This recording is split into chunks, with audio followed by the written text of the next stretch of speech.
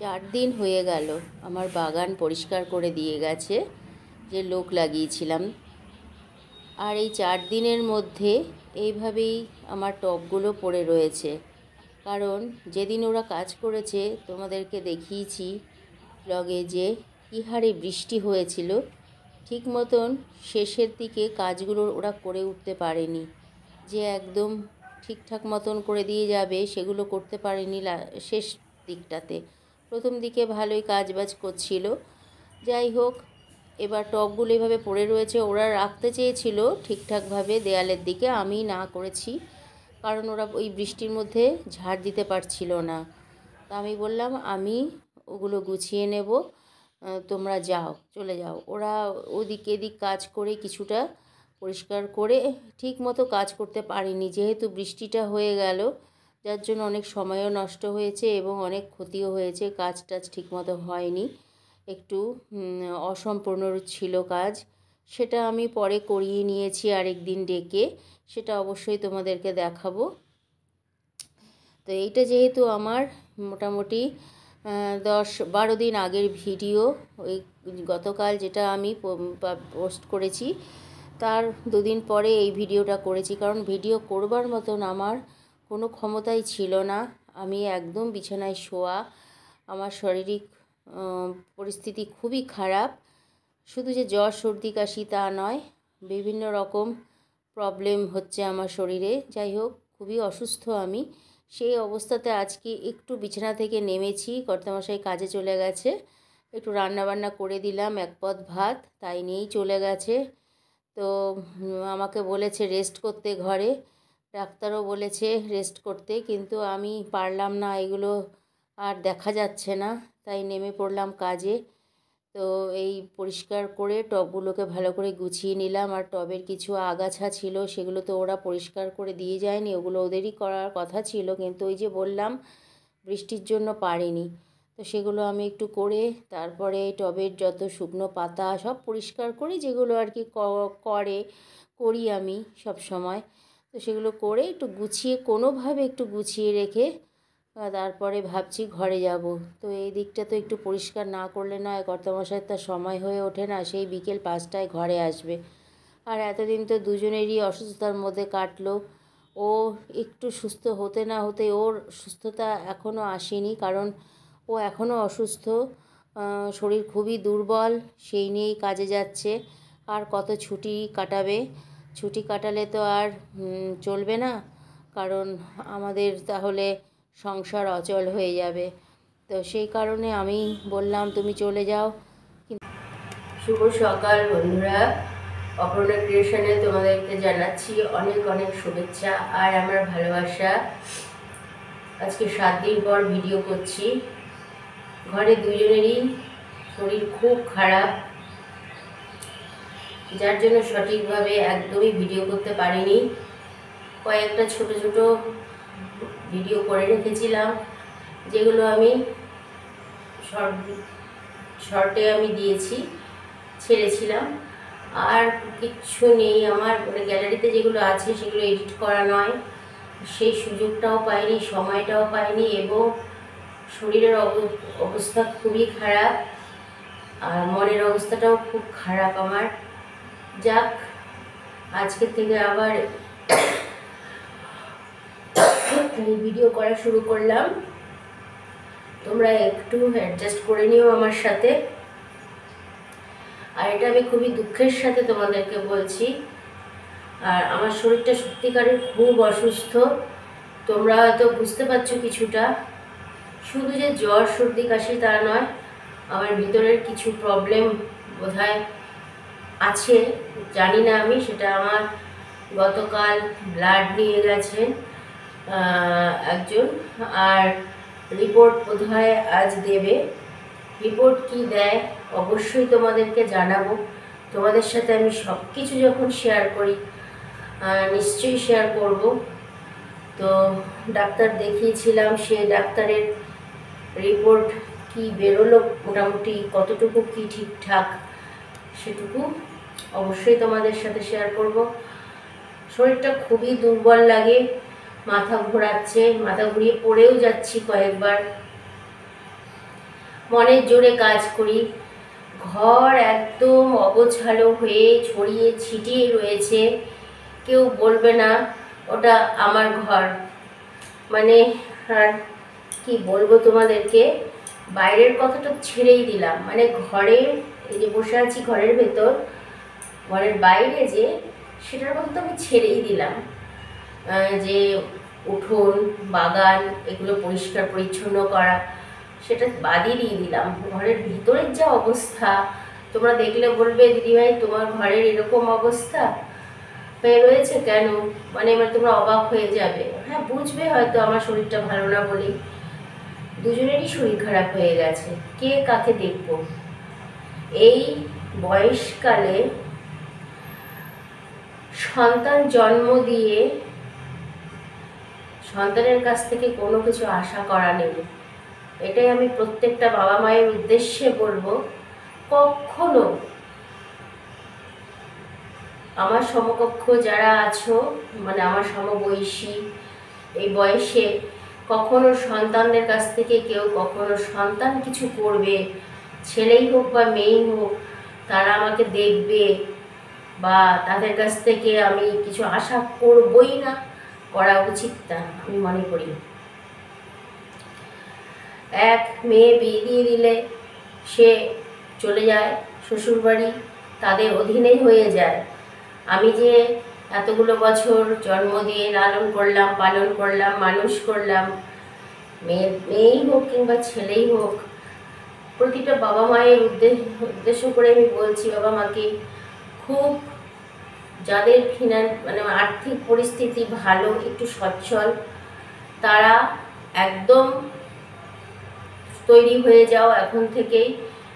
কারণ এইটা কখনো আশা করে বাঁচবে না যে আমার সন্তান আমাকে দেখবে, ছেলে ওই যা বারবার একই কথা বলছি, সে ছেলেই হোক কিংবা মেয়ে আমাকে দেখবে, আমার মুখের সামনে একটু জল দেবে, আমাদের মুখের সামনে একটু ওষুধ দেবে বয়সকালে।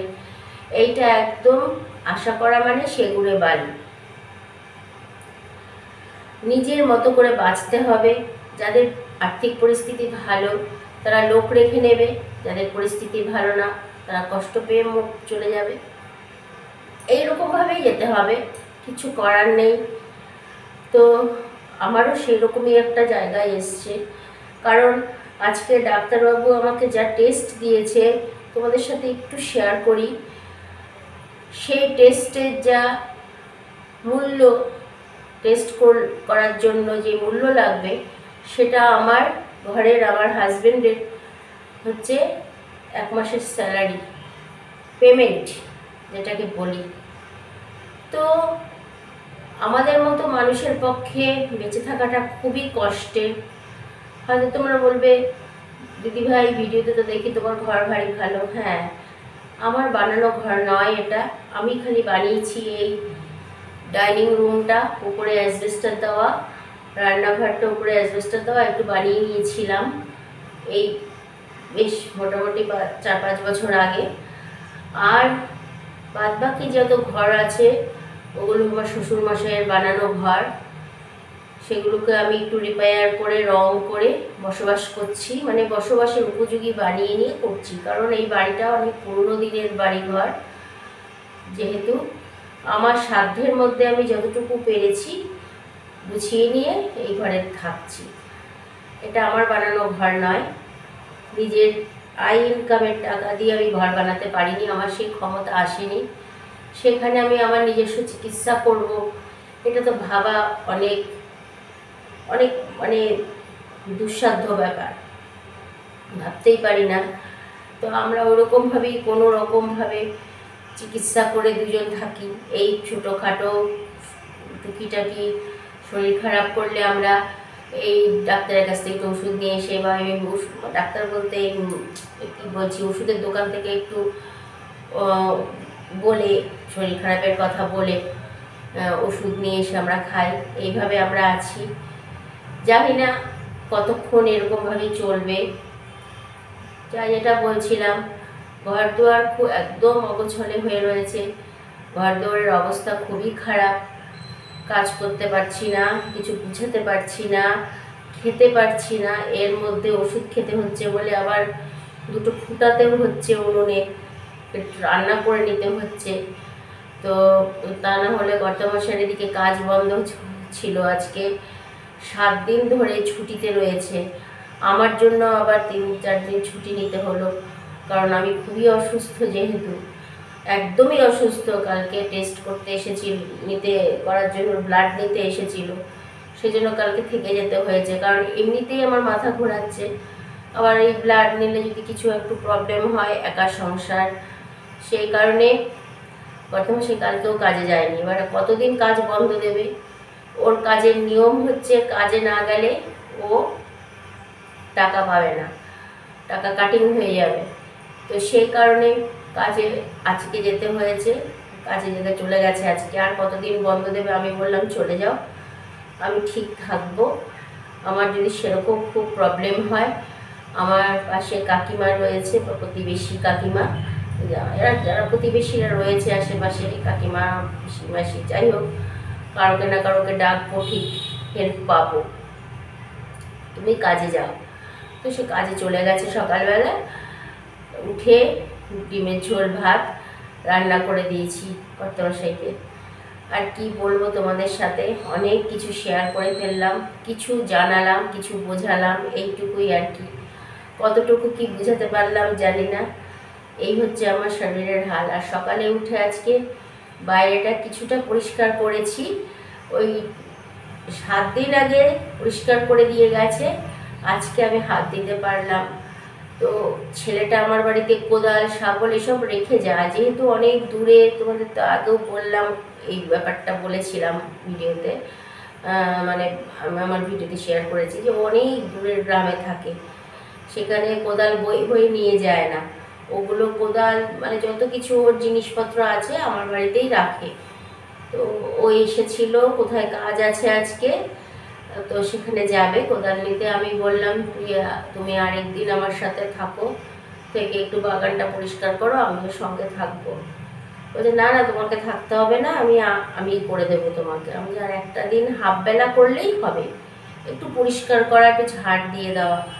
আজকে 7 দিন পরে ওই টবগুলো সরিয়ে একটু জায়গাটা পরিষ্কার করলাম। নিজেকে এত খারাপ লাগছে। আমি খুব পরিষ্কার পরিচ্ছন্ন মানুষ, আমার ঘরে খুব বেশি ফার্নিচার নেই, খুব বড় বড় কোনো কিছু নেই, কিন্তু আমি বরাবর খুব পরিষ্কার পরিচ্ছন্ন টিপটপ মানুষ। কিন্তু পারছি না, আর শরীর সাথ দিচ্ছে না, বুঝতে পারছি বয়স হচ্ছে। তো যাই হোক, তো সেইটুকুই করছিলাম আর কি, তোমরা দেখলে। তারপরে এসে হাঁপিয়ে গেলাম, বৃষ্টি নেমে গেছে, ঘরে চলে আসলাম। ভেবেছিলাম আর একটু করবো, তো বৃষ্টিটা নেমে গেল বলে ঘরে চলে আসতে হলো। তো এখন ভাবলাম তোমাদের সাথে একটু শেয়ার করি, না করলেই নয় কিছু। এতদিন ধরে যখন ভিডিও দিচ্ছি না, তোমাদেরকে তো একটু জানতে হবে, জানাতে হবে, তাই একটু জানালাম। সকালে রান্না করেছি, ভাত করেছি, ডিমের ঝোল করেছি। গতকাল রাতে টক ডাল করেছিলাম, রাতের বেলায় করেছিলাম তেঁতুল দিয়ে টক ডাল। খুব টক খেতে ইচ্ছে করছিল, কারণ যেহেতু মুখে একদমই রুচি নেই, কিচ্ছু খেতে পারছি না, খাওয়া দাওয়া বন্ধ। সেদিনকে কর্তামশাই কচু শাক নিয়ে এসেছিল, ইলিশ মাছ, ছোট ছোট দুটো ইলিশ মাছ নিয়ে এসেছিল, মাথা দিয়ে করেছিলাম। বলেছিলাম একটু কচু শাক আনলে হয়তো খেতে পারি, কারণ ওটা আমি খুব ভালো খাই, তাই হয়তো দুটো ভাত খেয়েছিলাম। আর টক ডালটাই ভালো লাগছে বেশি, তো ওইটাই কালকে রান্না করে ওটা দিয়েই খেয়েছি যতটুকু পারি। তো আজকে ডিমের ঝোল করেছি। তো ডিমের ঝোল আমি তো খুব ভালো খাই না, আমার কাছে খুব ভালো লাগে না খুব একটা। তো দেখছি কি করা যায়। কর্তামশাইকে আমি সকালবেলা রান্না করে দিয়েছি ডিমের ঝোল আর ভাত, ওই 1 পদ ভাতই নিয়ে গেছে অফিসে। তাড়াহুড়ো করে সকালে উঠে যতটুকু করতে পেরেছি ওটাই আর কি। তো ঠিক আছে বন্ধুরা, অনেক কথা তোমাদের সাথে শেয়ার করলাম। এখন বেসিনে বাসন পড়ে রয়েছে, কষ্ট করে তো মাজতে হবে। আর যেটা বলছি, ওই যে বাগান পরিষ্কার করতে গিয়েছিলাম, তারপরে ঘরে আসার পর এত শরীর খারাপ লাগছে, খালি মাথা ঘোরাচ্ছে, খালি মাথা ঘোরাচ্ছে। কালকে তো ব্লাড নিয়ে গেছে, আজকে রিপোর্ট দেওয়ার কথা। দেখি কি রিপোর্ট আসে, তাহলে আমাকে আবার তারপর ডাক্তারের কাছে আবার যেতে হবে রিপোর্ট নিয়ে, তারপরে ওষুধপত্র খেতে হবে। তারপরে হয়তো আমি আস্তে আস্তে সুস্থ হব, মাথা তুলে দাঁড়াবো। এই হচ্ছে কথা। তো ঠিক আছে, আমি এখন ঘরে তাহলে অন্যান্য কাজগুলো আস্তে আস্তে করি, চেষ্টা করি যতটুকু পারি করি। কর্তামশাই অবশ্য আমাকে বলেছে, ফোনও করেছিল, বলেছে এত হুড়োহুড়ি করে কোনো কিচ্ছু করবে না, ধীরে সুস্থে করতে থাকো, আর একসঙ্গে সব কিছু করতে যেও না। জানে না যে আমি টব সরিয়ে বাগান ঝাঁটাচ্ছিলাম বা পরিষ্কার করছিলাম, এসব কিন্তু জানে না। জানলে বকা দেবে আমাকে, আসলে অফিস থেকে এসে যদি জানতে পারে যে আমি এগুলো করেছি। জানতে তো পেরেই যাবে, তো আসুক, তারপরে আমাকে বকুক, অসুবিধে নেই। তো কিন্তু ওগুলো তো করতেই হবে একটু একটু, না হলে কে করবে? আমার তো আর কেউ নেই। আর আমি সত্যি কথা তোমাদের সাথে এটাও শেয়ার করে ফেলি, কারণ পয়সা দিয়ে লোক লাগিয়ে রোজ রোজ আমি বাড়িঘর পরিষ্কার করানোর জন্য লোক লাগাতে পারি না, মালি লাগাতে পারি না বাগানে। গাছপালা ভালোবাসি ঠিকই, কিন্তু মালি লাগানোর মতন আমার পয়সা নেই অত। আমার যেটা আর কি তোমাদের সাথে শেয়ার করলাম।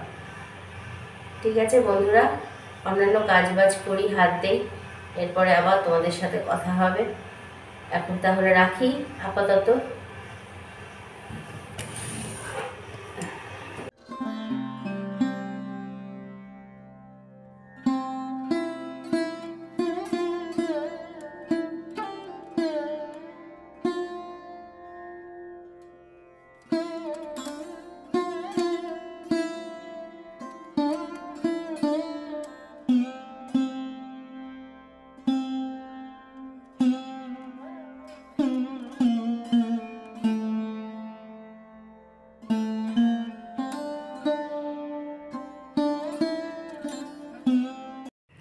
বিছানাটা গুছিয়ে নিলাম কোনোভাবে, আর বালিশটা পেতে রেখেছি, কারণ শরীরটা খুব খারাপ লাগছে। স্নান খাওয়া করেই কোনো রকম, খেতে কি পারবো জানি না, যাই হোক শুয়ে পড়বো, শরীরটা একদম সাথ দিচ্ছে না। আর এদিকে জামা কাপড় তো টাল হয়ে রয়েছে, অনেক স্তূপ হয়ে রয়েছে জামা কাপড়, আলনা একদম খালি হয়ে গেছে। আরও কিছু জামা কাপড় ভেজানো রয়েছে, ওগুলো কাচা ধোয়া করতে পারলাম না, যেহেতু ওদিকে উঠোনটা পরিষ্কার করতে গেলাম, বাগানটা পরিষ্কার করতে গেলাম, উঠোন পুরো ঝাড় দিয়েই এলাম, সেই কারণে আর কাপড় কাচা ধোয়াটা হলো না। তো ওটা বিকেলে ধোয়া কাচা করে ফেলবো। আর এখন শরীরটা যেহেতু খুব অসুস্থ লাগছে, তাই জন্য শুয়ে পড়বো তাড়াতাড়ি। তো বন্ধুরা, আজকের মতো ভিডিওটা এখানেই শেষ করলাম। আবার দেখা হচ্ছে তোমাদের সাথে নতুন একটা ব্লগে। সবাই কিন্তু সুস্থ থাকবে আর ভালো থাকবে।